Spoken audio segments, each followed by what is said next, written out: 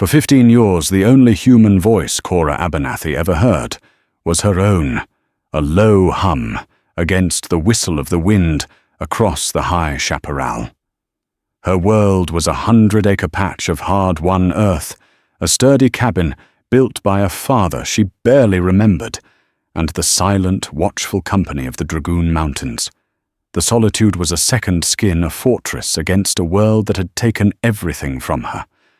But on a Tuesday choked by the breathless heat of August, the silence was broken. 7 shadows fell across her land, vast and silent. They weren't prospectors or drifters. They were Apache warriors, titans of the desert, and they hadn't come for water or war. They had come for her hand.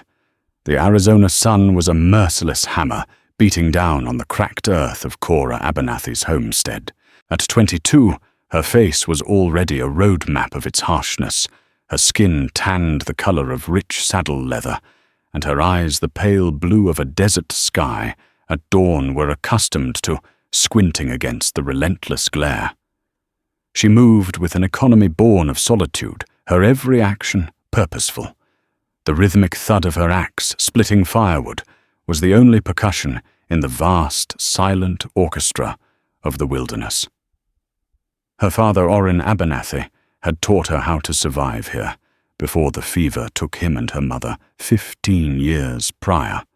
He'd taught her to read the land, to track game, to shoot straight, and most importantly, to depend on no one. Her homestead was nestled in a small, defensible valley, blessed with the rarest of gifts in that arid territory, a year-round spring. The water was her lifeblood, coaxing a stubborn vegetable garden from the soil and watering her 2 mules and a handful of chickens. The cabin was small but solid, built of thick pine logs, chinked with mud and stone, its single window facing east to catch the morning light, and its heavy door barred with a thick ironwood beam at night. It was less a home and more a shell, a place of function, not comfort. The ghosts of her parents were faint now, worn away by years of silent days and lonely nights. Cora finished splitting the last log and stacked it neatly against the cabin wall. Wiping a sheen of sweat from her brow with the back of a calloused hand, she paused, her senses on high alert. Something was different. The usual chatter of sparrows in the cottonwood by the spring had ceased. The air itself seemed to hold its breath. Her hand went instinctively to the Colt Peacemaker, holstered on her hip, its worn grip a familiar comfort. She scanned the ridgeline that formed the western wall of her valley, her eyes missing nothing. For a long moment, there was only the shimmer of heat rising from the rocks. Then they appeared. They did not ride in with whoops or hollers. They materialized from the landscape as if born of the heat and dust itself, 7 figures on powerful paint ponies cresting the ridge in a single formidable line. They were massive men, broader and taller than any she had ever seen in her rare trips to the nearest settlement of Redemption Gulch. They were Chiricahua Apache, their long black hair held back by simple bands, their chests bare and gleaming with sweat, their legs clad in buckskin leggings. Each man carried a rifle across his lap and a bow slung over his shoulder, but it was their presence, their sheer, overwhelming stillness, that sent a spike of pure adrenaline through Cora's veins. She didn't run. Her father had taught her that panic was a luxury you couldn't afford in the wild. She stood her ground, her feet planted firmly in the dirt she called her own, her hand resting on the butt of her Colt. Her heart hammered against her ribs, a wild drumbeat against the sudden, profound silence. She watched as they guided their horses down the rocky slope with an effortless grace that belied their size, their ponies' hooves making almost no sound on the hard-packed earth. They stopped about 50 yards from her cabin, a respectful distance. The man in the center who seemed to be their leader dismounted. He was the largest of them all, with a face that looked as if it had been carved from the granite of the mountains themselves. High cheekbones, a strong, straight nose, and eyes as dark and intense as obsidian. A single eagle feather was tied in his hair. He handed the reins of his horse to the man beside him and began to walk toward her, his steps deliberate and unhurried. He was unarmed, his hands held open at his sides in a gesture of peace, but it did little to quell the storm raging inside Cora. She drew her pistol. The click of the hammer being cocked was unnaturally loud in the silence. "That's far enough," she called out, her voice, rough from disuse but steady. The man stopped, his dark eyes fixed on her. He showed no fear, no surprise. He simply waited, his gaze unwavering. He stood a good 20 paces from her, close enough for her to see the intricate beadwork on his moccasins, far enough that he wasn't an immediate threat. "I have no quarrel with you," Cora said, her voice gaining strength. "State your business and be on your way. My water is my own." It was the usual reason strangers trespassed on her land. The spring was a siren's call in a thirsty land. The big man did not answer immediately. He looked past her at the sturdy cabin, the neat stacks of firewood, the small, flourishing garden. His gaze seemed to take in every detail of her solitary existence, every piece of evidence of her resilience. Finally, his eyes returned to hers. When he spoke, his voice was a low baritone, the English words carefully formed with only a slight musical accent. "We have not come for water," he said, his voice calm and resonant. "We have not come for war." Cora kept the pistol trained on his chest. "Then what have you come for?" The Apache leader, whose name was Gochimin, let the silence stretch for a moment longer, allowing the weight of his next words to gather. The 6 other warriors remained mounted, as silent and imposing as statues, their eyes watching the exchange with an unnerving intensity. They were a wall of muscle and menace, a silent chorus to their leader's solo. Gochimin took one more slow, deliberate step forward, ignoring the pistol aimed at his heart. He looked directly into Cora's pale blue eyes, and for the first time, she saw something other than stoic resolve in his expression. It was a deep, unwavering seriousness, an ancient gravity that seemed to emanate from him. "My name is Gochimin," he said, his voice carrying clearly in the still air. "I am the son of a great chief. These are my brothers and my most trusted warriors." He paused, his gaze sweeping over her from the frayed hem of her denim trousers to the wild strands of sun-bleached hair that had escaped her braid. "We have journeyed for 3 days from the Sierra Madre. We have come to ask you to be my wife." The words struck Cora with the force of a physical blow. The world seemed to tilt on its axis, the relentless sun, the silent mountains, the 7 giants before her, all blurring into an incomprehensible tableau. Her finger tightened on the trigger, the cold steel of the pistol, the only real thing in a moment of utter surreality. Truce. It was a word so foreign, so disconnected from her reality, that it might as well have been from another language. For a woman who had spoken to no one for years, the proposal of marriage from a 7-foot Apache warrior she had never seen before was not just unthinkable. It was madness. The silence that followed Gochimin's declaration was heavier and more profound than any Cora had ever known.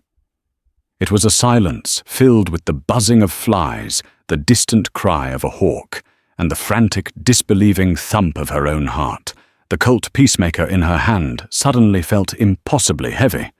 She stared at the Apache leader, searching his granite face for any sign of mockery or deceit, but found only an unyielding solemnity. "You're crazy," she finally breathed, the words coming out as a harsh whisper. "Stark raving mad." Gochimin did not react to her insult. His patience seemed as vast and deep as the sky above them. "It is not madness," he stated simply. "It is our purpose." "Your purpose?" Cora's voice rose laced with a mix of fear and incredulous anger. To ride onto a stranger's land, and she couldn't even bring herself to repeat the ridiculous proposal. "Get off my property, all of you. Now."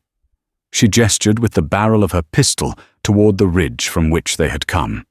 The 6 mounted warriors shifted slightly, a subtle ripple of movement that spoke of disciplined readiness. They looked to their leader, awaiting his command. Gochemin, however, remained perfectly still. "We will not leave," he said, his tone not threatening but factual. "Not until you have heard our offer in full." "I've heard enough," she retorted. "I don't know who you are or what kind of game you're playing, but I'm not interested. The answer is no. Now leave or I'll start shooting. I'm a damned good shot." To prove her point, she shifted her aim slightly and fired. The roar of the .45 caliber round shattered the afternoon stillness. The bullet kicked up a puff of dust a foot to the left of Gochemin's moccasins. It was a warning shot, a clear and unambiguous statement. The Apache leader didn't so much as flinch. His dark eyes remained locked on hers, his expression unchanging. His men too remained stone-faced, their composure utterly unnerving. They were warriors, and the bark of a single pistol was no threat to them. It was a child's tantrum. "You are a good shot," Gochemin acknowledged, his voice still maddeningly calm. "But you have only 5 more bullets in that weapon. There are 7 of us. We do not wish you harm, woman of the spring. We wish to honor you." "Honor me," Cora laughed, a bitter, hollow sound. "By making me your squaw, I'd sooner die." The term squaw hung in the air, ugly and sharp. A flicker of something, perhaps anger, perhaps disappointment, passed through Gochemin's eyes so quickly she almost missed it. "You misunderstand," he said, his voice taking on a harder edge. "A wife of a Chiricahua chief is not a slave. She is the heart of the lodge. She is respected. She is protected. You would want for nothing. Food horses, blankets, protection from all enemies. Your life of toil would be over." He gestured around at her small, hard scrabble homestead. "You are alone. You fight for every scrap. Every day is a battle against the sun, the drought, the predators. With us, you would be part of a people. You would never be alone again." His words struck a raw nerve. He had, with a few simple sentences, perfectly summarized the brutal, exhausting truth of her existence. The loneliness was a constant ache, a phantom limb she had learned to live with. But hearing it spoken aloud by this stranger felt like an indictment, a violation. "I like being alone," she lied, her voice tight. "I choose this life." "No one chooses to be the last one," Gochemin replied, his insight cutting through her defenses. "It is a fate that is given, but it does not have to be the fate you keep." Frustration and a growing sense of helplessness washed over Cora. This was a situation her father had never prepared her for.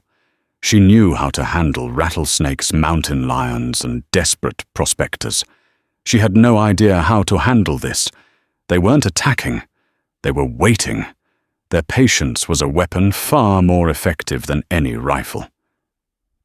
"I have nothing more to say to you," she said, lowering her pistol, though she kept it firmly in her hand. "The answer is no. Today, tomorrow, and forever. Stay or go, it makes no difference to me. But cross that line." She drew an imaginary line in the dirt with the toe of her boot about 10 feet in front of her, "and you'll be digging a bullet out of your gut." Without waiting for a reply, she turned her back on them, a calculated risk, a show of defiance she didn't feel, and walked back to her cabin. The heavy door groaned shut behind her, and she immediately dropped the thick bar into place.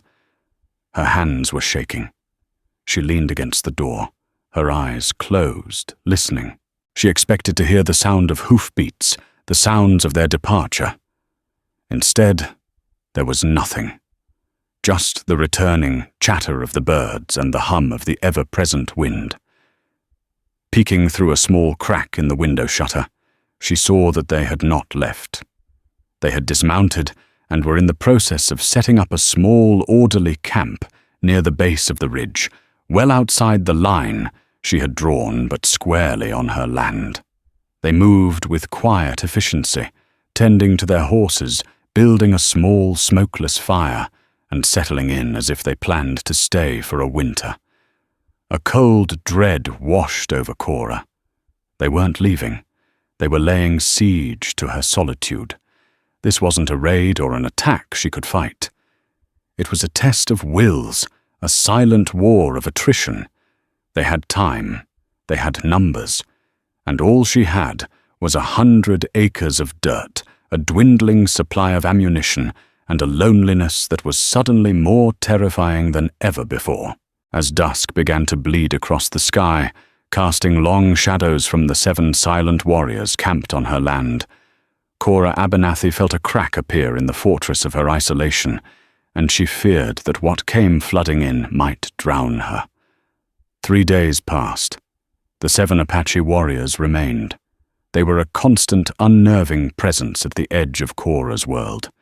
They did not approach the cabin again, respecting the boundary she had set. Their discipline was absolute. They hunted in the hills beyond her valley, returning with deer or javelina, the quiet work of skinning and butchering a distant methodical ritual. They spoke little, their voices a low murmur that rarely reached her. They were waiting for what she couldn't be sure. For her to run out of food, to lose her nerve, to simply give in from the sheer psychological weight of their presence. Her supplies were running low, particularly flour and salt. It was a trip she had been putting off, but now it was a necessity. The thought of leaving her homestead unguarded, even for a day, sent a chill of fear down her spine. But staying put was not an option either. She had to go to Redemption Gulch, and perhaps, just perhaps, she could find help. The thought felt foolish, even as it formed. Who in Redemption Gulch would help her against 7 Chiricahua warriors? She rose before dawn on the 4th day, saddling her sturdiest mule Jezebel with practiced hands. She packed 2 empty flour sacks and a small list etched in her memory. As the first pale light of dawn touched the mountain peaks, she unbarred the door and stepped out, a rifle clutched in her hand. The Apache camp was already awake. Gochimin stood by their small fire, a cup of something steaming in his hand. He watched her, his expression unreadable in the dim light. He made no move to stop her as she led Jezebel toward the trail that wound out of the valley. As she passed their camp, keeping a wide berth, she could feel the eyes of all 7 men on her. It was like walking through a gauntlet of silent judgment. The ride to Redemption Gulch took half a day. The town was little more than a single dusty street, flanked by a dozen sun-bleached wooden buildings, a general store, a saloon, a blacksmith, an assayer's office, and a sheriff's office, with a small jail attached. It was a place populated by hard-bitten prospectors, weary ranchers, and women whose eyes held the same resilience Cora saw in her own reflection. She was a known, if not understood, figure here. The Abernathy girl. They called her the Hermit, who lived out by the old Dragoon Pass. She tied Jezebel to the hitching post outside Henderson's Mercantile, the bell above the door announcing her arrival with a cheerful jingle that was jarringly at odds with her mood. The store was cool and dark, smelling of coffee beans, leather, and dried apples. Florence Henderson, a portly woman with a kind face and sharp, curious eyes, looked up from behind the counter. "Cora, child, it's been a while," she said, her voice warm. "You look peaked. Everything all right out your way?" Cora nodded, not trusting her voice. "Just need some flour, salt, coffee, and cartridges. 45.70 for the rifle." As Florence gathered the items, a man who had been lingering by the barrels of pickles and crackers turned toward her. He was Sterling Croft, a man who was quickly buying up land all over the county. He was handsome, in a slick, predatory way, with a neatly trimmed mustache and clothes that were too fine for a dusty town like Redemption Gulch. He owned the large ranch that bordered Cora's property to the north. "Miss Abernathy," Croft said, tipping his hat. His smile didn't reach his cold, calculating eyes. "A pleasure to see you in town. I trust your spring is still running clear." "It is," Cora said curtly. Croft had made several offers to buy her land offers she had flatly refused. He wanted the water, and he was not used to being told no. "Good, good," he said, stroking his mustache. "A valuable resource like that, a young woman all alone. You must be careful. These are dangerous times. The Apache are restless, I hear." The opening was there. Cora hesitated, torn between her ingrained self-reliance and the desperate need to tell someone. The pressure had been building for days, and it burst out of her in a rush. "I have a problem, Mr. Croft. There are 7 of them. Apache. Camped on my land." Florence Henderson gasped, her hand flying to her mouth. Croft's eyes narrowed, a flicker of genuine interest in them now. "On your land, are they threatening you? Raiding?" "No," Cora admitted, feeling the foolishness of her own words. "They're just... there. Their leader. He asked me to marry him." The statement fell into the store's sudden silence like a stone in a well. Florence stared at her as if she'd grown a second head. Croft, after a moment of stunned disbelief, let out a short, sharp laugh. "Marry him," he chuckled, shaking his head. "Well, I'll be. The heat must be getting to them. Or maybe to you, Miss Abernathy." "It's the truth," Cora insisted, her cheeks flushing with anger and embarrassment. "They've been there for 4 days. They won't leave." "Then you need the law," Florence said, her voice a nervous whisper. "Sheriff Kane, he'll run them off." Feeling a new, if fragile sense of purpose, Cora paid for her supplies, loaded them onto Jezebel, and marched across the street to the sheriff's office. Sheriff Bartholomew Kane was a man past his prime, with a drooping mustache and a belly that strained the buttons of his shirt. He was polishing a shotgun, and he looked up with weary disinterest as Cora entered his small, cluttered office. She told her story again, her voice flat and factual, leaving out none of the bizarre details. Kane listened, leaning back in his chair, his expression unchanging. When she was finished, he set the shotgun down and sighed a long, tired sound. "Miss Abernathy," he began, his voice condescendingly patient. "Let me get this straight. 7 Chiricahua warriors, who by all accounts should be down in Mexico, with Geronimo's band, are camped on your land. They haven't stolen anything. They haven't harmed you. They haven't so much as fired a shot.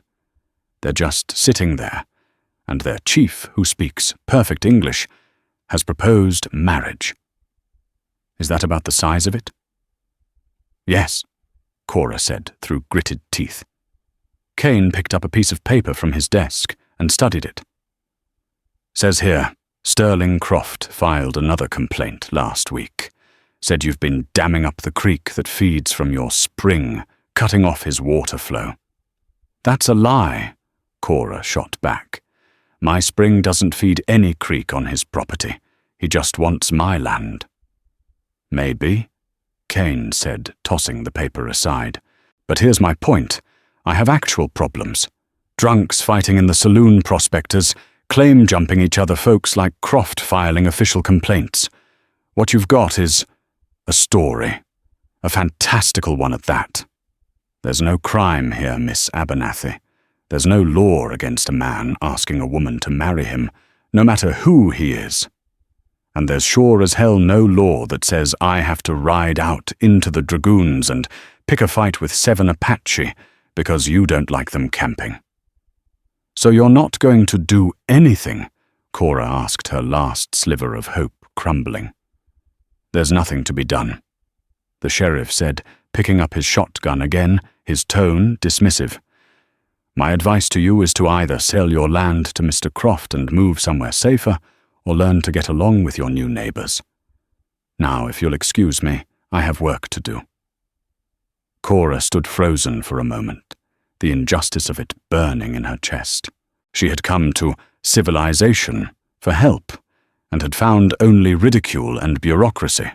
The law was a shield for men like Croft, not for women like her. Without another word, she turned and strode out of the office, her back ramrod straight. As she mounted Jezebel, she saw Sterling Croft watching her from the porch of the saloon, a smug, satisfied smile on his face. He had been in the sheriff's office before her, she realized. He had poisoned the well, painting her as a liar and a troublemaker. In that moment, Cora understood. She was truly completely alone. The threat was not just the 7 silent warriors on her land, but the smiling, civilized man who wanted what she had, and a system of law that would do nothing to protect her. The ride back to her valley was filled with a cold, hard resolve. If she was going to survive this, she would have to do it herself. The world had drawn its lines, and she was on one side with everyone else, it seemed, on the other. The return to her homestead was somber. The sight of the Apache camp, a thin plume of smoke rising in the late afternoon air, no longer sparked immediate fear, but a weary resignation. They were a part of her landscape now, as fixed and immovable as the mountains behind them. Sheriff Kane's dismissal had extinguished her last hope of outside intervention. This was her battle fought on her terms. The next few days fell into a strange, tense rhythm. Cora went about her chores with a deliberate, almost defiant normalcy. She tended her garden, mended a fence on the far side of the pasture, and spent hours cleaning her rifle, making a quiet show of her preparedness. She was acutely aware of being watched. The Apache warriors were silent observers of her life. They saw the strength in her arms as she hoisted buckets of water from the spring, the skill in her hands as she patched a worn leather strap, the solitude that clung to her like a shroud. She in turn began to watch them, not as a monolithic threat, but as individuals. She saw that one of the younger ones was a gifted archer, practicing for hours with a short, powerful bow. Another was older, with streaks of grey in his hair, and he spent much of his time carving intricate figures into pieces of wood. She saw them laugh quietly amongst themselves, a sound so unexpected it startled her. She saw their reverence for their horses, grooming them with meticulous care. Gochimin seemed to understand that his words had failed, that his proposal was too alien for her to comprehend. So he began to speak in a different language, the language of the land, the one she understood best. One morning she awoke to find a freshly killed rabbit lying on the flat stone that served as her doorstep. It was cleaned and dressed ready for the pan. Her first instinct was suspicion.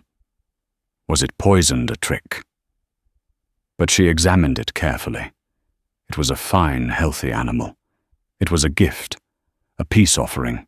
She hesitated, her pride warring with her pragmatism. Wasting good meat was a sin in this land. With a feeling of begrudging concession, she cooked the rabbit for her supper.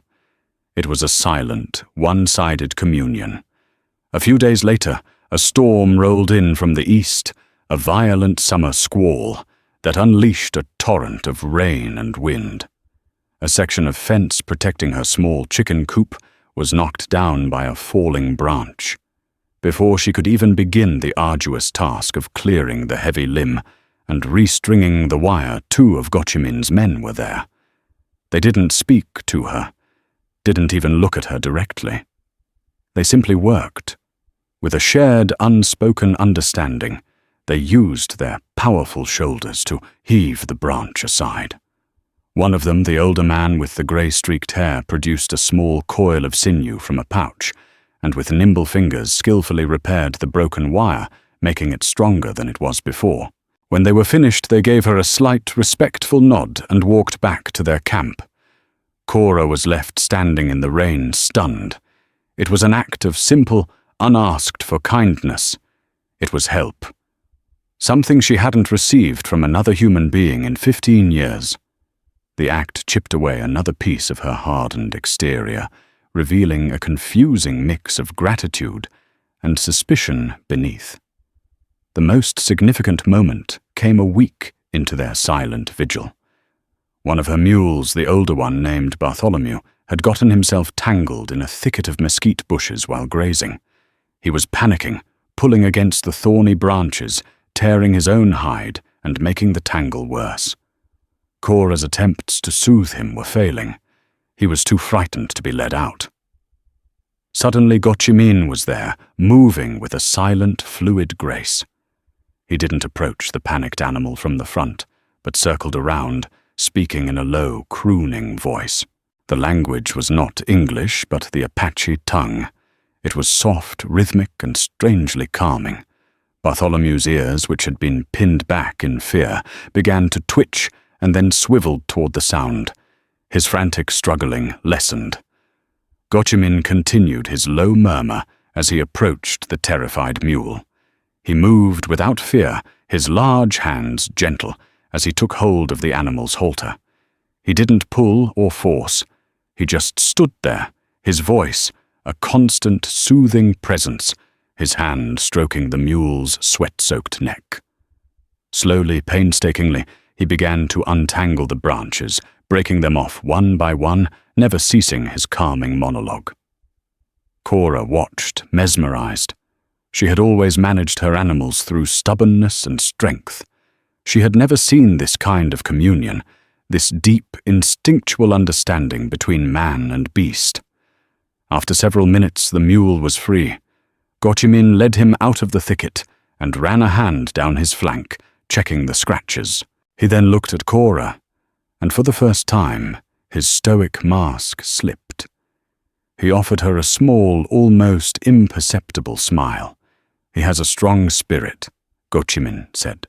"Like you." Cora didn't know how to respond. The defenses she had so carefully constructed were beginning to feel less like a fortress and more like a cage. These men were not the savage monsters of the tales told in Redemption Gulch. They were disciplined. They were respectful. They were providers and protectors. Gochimin hadn't just freed her mule. He had shown her a glimpse of a world she didn't know existed, a world of patience and harmony with the wild things she had spent her whole life fighting against. She looked from her mule, now calmly nuzzling Gochimin's shoulder, to the Apache chief. She saw the quiet strength in his eyes, the deep lines of responsibility etched on his face. He was not a threat. He was a leader. He was offering her not servitude, but partnership. The thought was still terrifying, still alien, but it was no longer mad. That evening, as she treated Bartholomew's cuts with a salve, she found herself humming a tune her mother used to sing a melody she hadn't recalled in years. The silence of her valley was no longer empty. It was filled with a watchful presence, and for the first time in a very long time, it felt less like loneliness and more like anticipation. Nearly 2 weeks had passed since the 7 warriors had arrived. The homestead had found a new, strange equilibrium. Cora no longer brandished her pistol when she stepped outside. The Apache no longer felt like invaders, but like a silent, watchful extension of the landscape. Their gifts of game continued, and she found herself leaving a small portion of her garden's harvest squash and beans on the same stone where they left the meat. It was a silent trade, a fragile truce built on mutual respect. Yet the central question remained unanswered, hanging in the air as thick as the summer heat. Why? Why her? It couldn't be for her beauty. The sun and wind had weathered her face, and her hands were calloused and rough. It couldn't be for her land. They were a people of the mountains, not farmers. The mystery of it gnawed at her. One evening, as the sun set fire to the western sky, Gochemin approached the cabin alone. He stopped at the line she had drawn in the dirt so long ago, a line that now seemed symbolic of a chasm between two worlds. "Cora Abernathy," he called out, his voice respectful. "May I speak with you? The time has come for you to know the reason." Cora, who had been cleaning her rifle on the porch, hesitated. Her fear had been replaced by a deep, consuming curiosity. She nodded, setting the rifle down but keeping it within arm's reach. "Speak." Gochemin did not cross the line. He stood there, a tall, imposing silhouette against the dying light, and began to tell a story. 16 years ago. He began, his voice low and resonant. My father, the great Chief Cochius, led a small war party through these mountains. They were not raiding. They were returning to our stronghold in the Sierra Madre after a council with the Navajo. They were ambushed, not by soldiers but by Mexican bounty hunters, men who hunted our people for gold. Cora listened, captivated, the pieces of a puzzle she never knew existed beginning to stir in her memory. The fight was fierce, Gochemin continued. My father was gravely wounded. A bullet had shattered his leg. He could not ride. He told his warriors to leave him to save themselves. They refused, but the bounty hunters were closing in. My father hid himself in a small cave, preparing to die, fighting so that his men could escape. He was alone, bleeding his life, fading with the sun. Gochemin paused, his dark eyes meeting hers across the twilight. But he was not alone. A white man found him. A man with hair the color of corn silk and eyes like the summer sky. A man who lived in this very valley. Cora's breath caught in her throat. My father, she whispered. Yes, Gochemin affirmed. Orphaned Abernathy. He was out hunting and heard the sounds of the battle. He found my father near death. He could have left him. He could have killed him himself and claimed the bounty. He did neither. He saw not an Apache but a man in need. He carried my father back to this cabin. He and your mother, they cleaned his wound, set the bone, and hid him from the bounty hunters who searched the area for days. Flickering images, the hazy, half-forgotten memories of a 6-year-old girl surfaced in Cora's mind. A strange, dark-skinned man in her father's bed, her mother's hushed warnings to be quiet, the smell of strange herbs, the low, guttural sounds of a language she didn't understand. It had all been real. For 2 weeks, your parents nursed my father back to health. Gochemin said, his voice filled with a profound reverence. They shared their meager food. They protected him at great risk to themselves. When he was strong enough to travel, your father gave him a mule and enough food for the journey and showed him a secret pass through the mountains. Before my father left, he made a vow. He swore an oath of blood and honor. Gochemin took a step forward, his feet finally crossing the invisible line. He was not a threat, but an emissary of the past. My father swore that the debt between the house of Cochisa and the house of Abernathy would never be forgotten. He swore that our people would forever see this land, this spring, not as a place to be conquered, but as a sacred place under our protection. And he made one final promise. He saw you a small girl with your mother's blue eyes playing by the door. He told your father, one day, when she is a woman, my son will come. He will come to join our bloodlines. He will unite our families so that the debt of life you have given me will be repaid for all generations. The daughter of the man who saved my life will be honored as the wife of the man who will lead my people." The pieces clicked into place with a stunning, earth-shattering clarity. This wasn't a whim. This wasn't a conquest. It was a promise. A sacred 16-year-old oath made between a chief and a homesteader. It was a matter of honor, the most powerful currency in the Apache world. "My father died 2 winters ago." Gochimin concluded, his voice soft. "His last words to me were of his debt to your family. He commanded me to fulfill his vow. I have come not to take a bride, Cora Abernathy. I have come to honor my father's word, to offer you the protection of my name, the strength of my people, and to finally repay a debt of blood. By joining us, you seal the bond your father forged. You ensure this land will be protected by the Chiricahua forever. You become one of us." Cora sank down onto the steps of her porch, her legs suddenly weak. Her entire life, her entire understanding of her place in the world had been turned on its head. Her father wasn't just a simple farmer who had died of a fever. He was a man who had, with a single act of compassion, bound his daughter's destiny to that of a great Apache chief.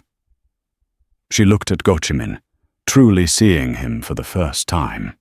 He was not a suitor seeking a wife. He was the son of a king fulfilling a sacred duty, and the hand he was offering was not just a proposal of marriage, but the closing of a circle that had begun long ago with an act of kindness in the wilderness. The choice before her was suddenly infinitely larger than she had ever imagined. It was not about her loneliness or her fear. It was about legacy honor and a debt that could only be paid by the joining of 2 worlds. The revelation left Cora reeling. She spent the next day in a daze, her mind replaying Gochimin's story, seeing her father not as a fading memory, but as a man of quiet, profound courage. The Apache on her land were no longer strangers. They were the embodiment of a promise made to her family. The weight of the decision before her was immense. To accept was to leave behind the only life she had ever known. To refuse was to dishonor the memory of her father and the sacred oath of a chief. Her turmoil, however, was about to be violently interrupted. In redemption, Gulch Sheriff Kane's dismissal and Cora's strange story had been the spark Sterling Croft needed. He saw his chance to seize the Abernathy Spring not through legal means, but through brute force, cloaked in the guise of righteous concern. He spread the story through the saloon, embellishing it with every telling. The 7 Apache weren't peaceful suitors. They were a war party, holding the poor, terrified Abernathy girl hostage. They were a threat to the entire territory. He found fertile ground in the fear and prejudice of the town's rougher elements. With promises of whiskey and pay, he quickly assembled a posse of 12 men, not concerned citizens, but hard cases drifters, and hired guns who were loyal only to Croft's coin. Sheriff Kane, either through cowardice or complicity, chose to look the other way, busying himself with paperwork and declaring it a civil matter outside his jurisdiction. As dusk fell on the 2nd day, after Gochimin's revelation, Croft and his men rode out of Redemption Gulch, their canteens filled with whiskey and their minds set on violence. Their plan was simple: ride in, kill the Apache under the pretext of a rescue, and convince the grateful Cora to sell her land for her own safety. If she proved ungrateful, they would deal with her too. Cora was on her porch, watching the stars begin to appear in the twilight sky when she heard it. Not the silent tread of Apache moccasins, but the heavy, clumsy sound of shod horses, too many of them moving too quickly. She grabbed her rifle, her heart leaping into her throat. From the Apache camp, a sharp, low whistle cut through the air, a signal. Gochimin and his warriors had heard it too. They melted into the rocks, and shadows at the base of the ridge becoming invisible, their rifles ready. Gochimin moved swiftly and silently toward the cabin. "Get inside," he hissed, his voice urgent as he reached the porch. "It is not a patrol.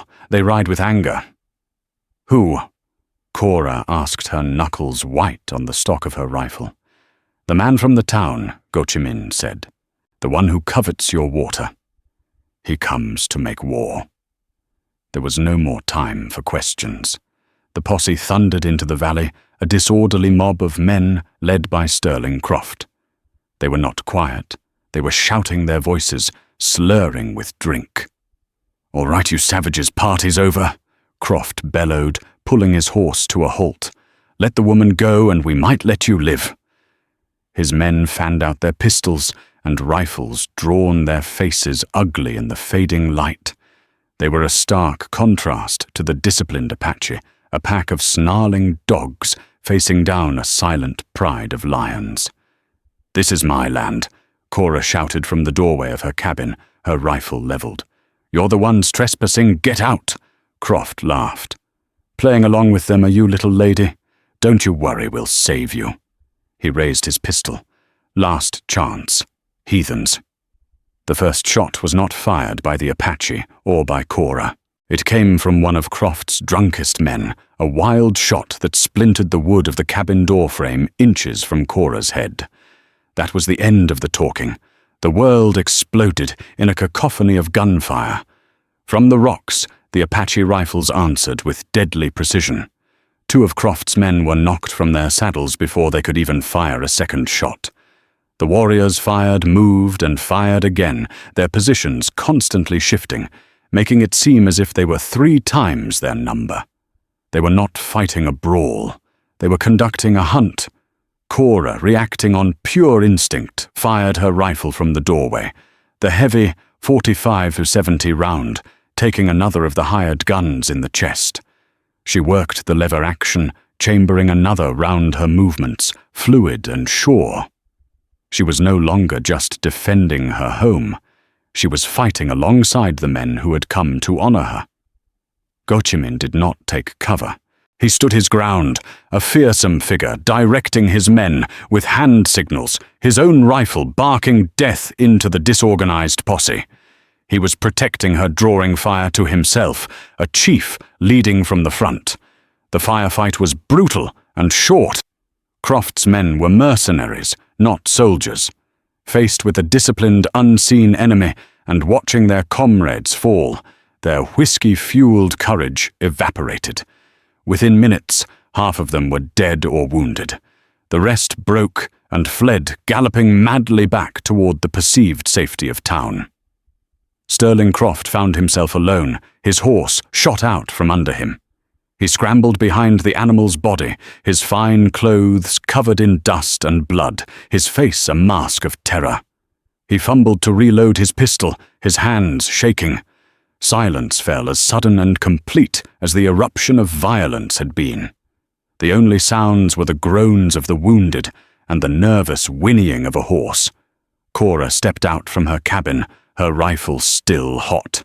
Gochimin and his warriors emerged from the shadows converging on Croft's position. They surrounded him, 7 silent, grim-faced judges. Croft looked up from his pathetic cover, his eyes wide with fear. He saw Cora standing beside Gochimin, rifle in hand. He saw the cold fury in her eyes and the utter contempt in the Apache leader's face. In that moment, he knew he had not just lost a gunfight. He had fundamentally misjudged everything. He had seen a lonely woman and 7 savages. He had failed to see a queen and her royal guard. "This land is protected, Croft," Cora said, her voice ringing with a newfound authority. "By me, and by my future husband." The words, spoken in the heat of battle and its aftermath, sealed her choice. She had made her decision not in quiet contemplation, but in a crucible of smoke and gunfire. Gochimin looked at her, and in his dark eyes she saw not just honor and duty, but a fierce, burning pride. The serpent from the gulch had been defeated, and in his place a bond forged in a debt of blood was now sealed in the fire of combat. The aftermath of the battle was stark and silent. The moon rose, casting a ghostly pallor over the valley, illuminating the bodies of the men Sterling Croft had led to their deaths. There was no victory celebration, only the grim business of survival. 2 of Gochimin's warriors had sustained minor wounds, and Cora, without hesitation, brought out the medical supplies her father had kept. She cleaned and bandaged their injuries with a gentle, steady hand, her touch a silent message of alliance. Gochimin dealt with Croft. He did not kill him. Killing him would have been an act of war, inviting retribution from the white world. Instead, he delivered Apache justice.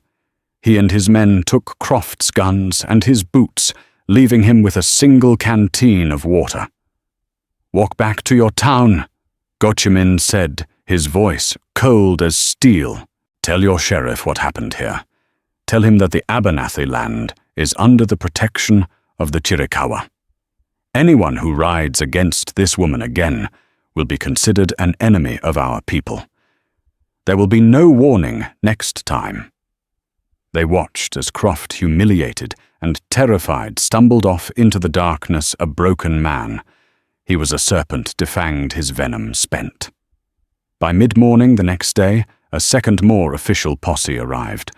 This one was led by a reluctant Sheriff Kane, who had been shamed into action by the panicked, incoherent tales of the survivors. He rode into the valley, expecting to find a scene of carnage and a captive woman. Instead, he found Cora Abernathy sitting on her porch, calmly sipping coffee with Gochimin standing nearby. The bodies of Croft's men had been gathered respectfully to one side. "Miss Abernathy," Kane began, his voice uncertain. Are you all right?"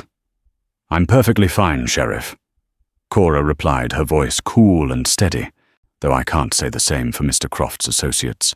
"They attacked my home. They fired on me. My guests and I simply defended ourselves."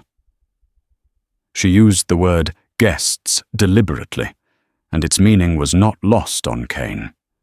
He looked from the calm, confident woman on the porch to the towering, stoic Apache leader beside her. He saw the easy alliance between them, the shared strength. He saw the bodies of the dead, hired guns. He looked at the disciplined warriors who were now cleaning their rifles in the morning sun. The story he had been fed in town crumbled to dust. He had been a fool, and his inaction had led to this. "Croft claimed you were being held hostage," he said, weakly trying to salvage some authority. "Does it look like I'm being held hostage, Sheriff?" Cora asked, raising an eyebrow. She stood up and walked to stand shoulder to shoulder with Gochimin. "Sterling Croft is a liar and a thief who tried to murder me for my land. He's the criminal here. These men," she said, gesturing to the Apache, "saved my life." Sheriff Kane looked at the evidence, at the quiet dignity of the Apache, and at the unyielding strength in Cora's eyes. He knew he was outmaneuvered and outclassed.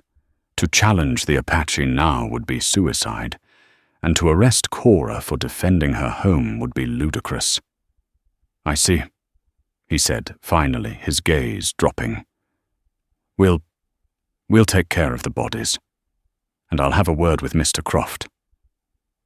He knew, as did everyone, that Croft's power in the territory was broken. He had gambled and lost spectacularly. After the sheriff and his men had gone, taking the dead with them, a new kind of quiet settled over the valley.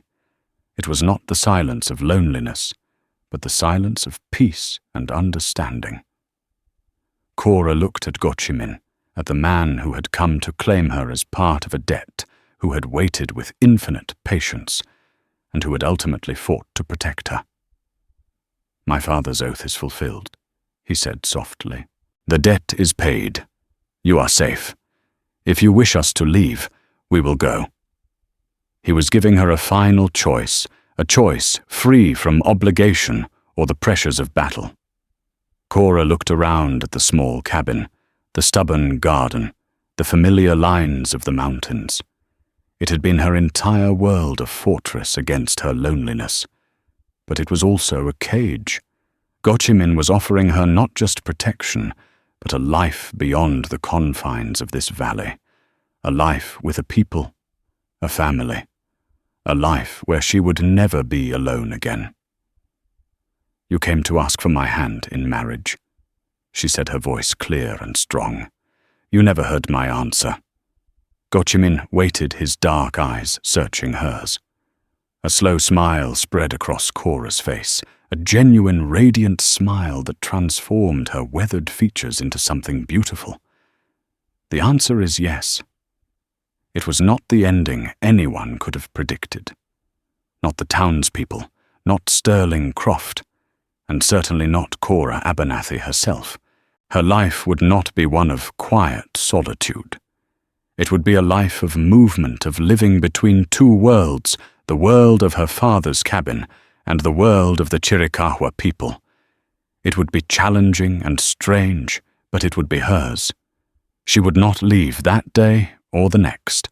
There were preparations to be made. But as she stood on her porch, side by side with the Apache chief who was now her future, she watched the sun rise over the Dragoon Mountains, illuminating a future she had never dared to imagine. The lone woman of the valley was alone no more. She was the heart of a new lodge, the bridge between two legacies, and her story was just beginning.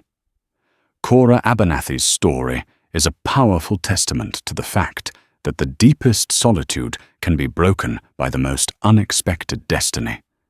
It's a tale that reminds us that courage isn't just about survival, but about having the strength to embrace a future you never envisioned. Her journey from an isolated homesteader to the honored wife of an Apache chief is a dramatic clash of cultures, a story of hidden debts, and a powerful example of a woman's unbreakable spirit in the heart of the untamed West.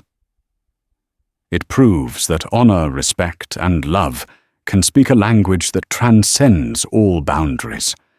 If this slice of frontier drama resonated with you, and if you believe in the power of stories to connect us to our past, please show your support. Hit that like button, share this story with a friend who loves a real-life epic, and most importantly, subscribe to our channel for more tales that bring the forgotten corners of history to life. Your support keeps these legends alive. Thank you for listening.